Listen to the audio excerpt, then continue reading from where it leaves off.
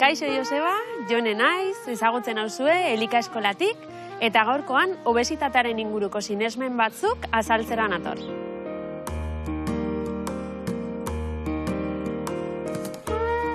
Zer da obesitatea? Askotan ezaugarri edo arazo estetikoekin erlazionatze dugu, baina askoz gauza konplexuagoa da. Gaixotasun kroniko bat da, eta gorputzeko gantzan pilaketakin erlazionatze dana edo ezaugarri nagusiena hori izango litzateke. Baina ez da hori bakarrik, baizik eta gantz horrek nola funtzionatzen duen gure gorputzean, nun pilatze dan, eta horrek ze ondorio metaboliko sortze ditun gure gorputzean, ez? Azkenean erlazionatze da, diabetesarekin, hipertentsioa arterialarekin, edo dislipemia ezberdinekin, hipertriglizeridemia, hiperkolesterolemia, bezalako gaixotasunekin, eta horrek azkenean osasunan izan dezakeen arriskuarekin, ez? Batez ere gaixotasun kardiobaskularrak pairatzeko arriskua areagotu batekin. Eta nola neurtu daiteke? Orain arte, gorputz masa indizearen bitartez neurtu izan da edo diagnostikatu izan da, hau da, altuera eta pisua neurtu eta hortatik ateratako kalkulo baten bidez.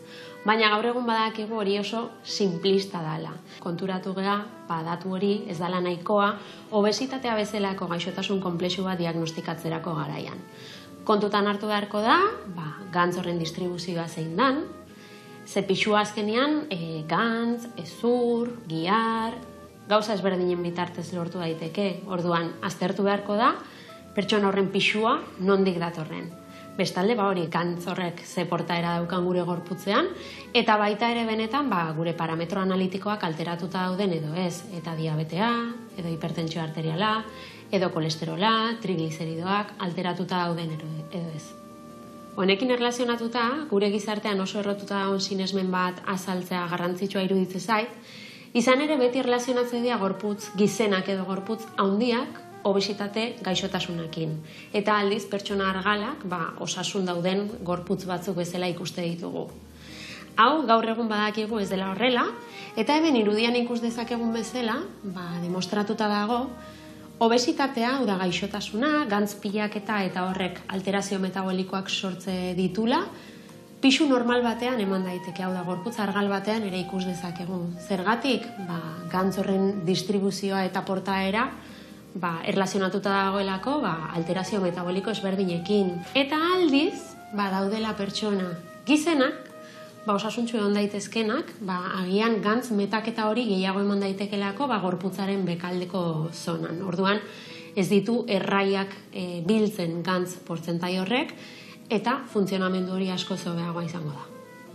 Beraz, ulertu behar dugu, gorputz forma horrek ez duela inondik ere gaixotasun bat azaleratzen, eta ikus daitekela pertsona argal bat metabolikoki ez dagoena osasuntsu, eta era berean ikus daitekela pertsona gizen bat guztiz osasuntsu dagoena.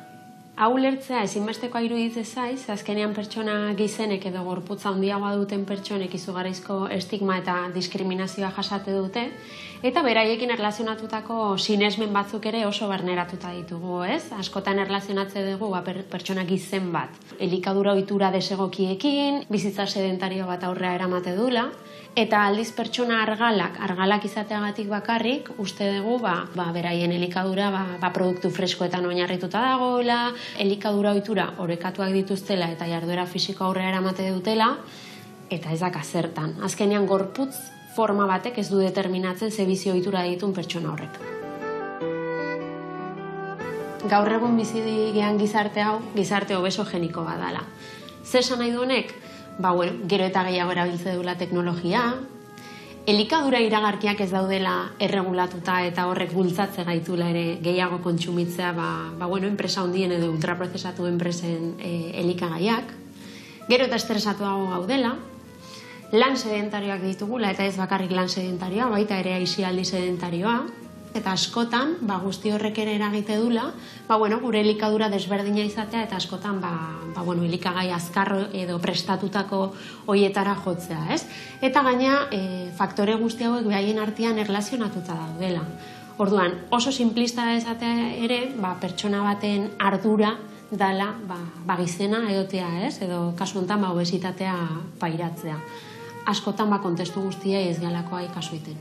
ba inork ez dula izan nahi izena ez da obesitatea pairatu, ba horrek osasunean ditun eraginagatik, ez? Orduan kontutan izan beharko deu ingurune guztiak daukan eragina eta ez beti fokua pertsonarengan jarri.